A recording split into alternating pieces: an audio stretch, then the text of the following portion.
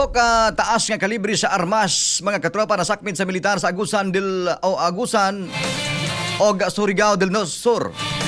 Alang sa kumpleto detalye, katropang Junji Librias.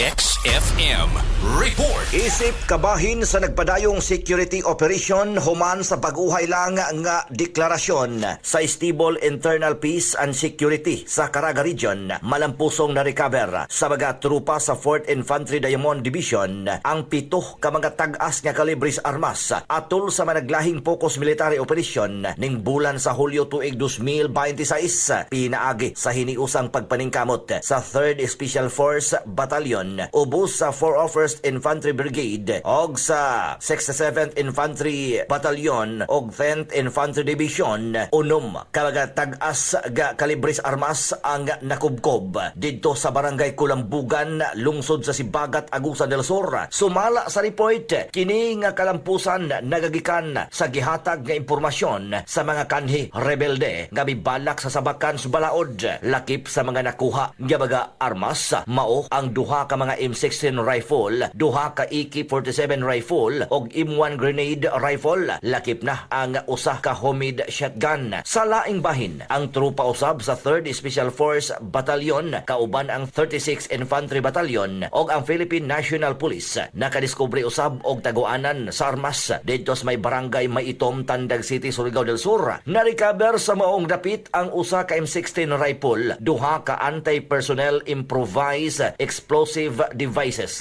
kun IED, mga magazine og ubay-ubay nga mga buhing bala. Kalabot ni ini ni padayag og pagdaig si Major General Marion T. Angkaw, ang commander sa 4th ID sa iyahag gipasiugda nga walay puas ga kalampusan sa kasundaluhan maoy yawi alang sa pag-sustener sa kahusay, kalinaw og padayon nga kalambuan sa tibuok Caraga Region. Mga katropa, aron usab nga mabatukan nato ang nagkadaiyang mga sakit nga mosulod sa atong kalawasan, i-maintain matag adlaw ang pag-inom sa Zanton Plus Gold ug Zanton Vitamin C.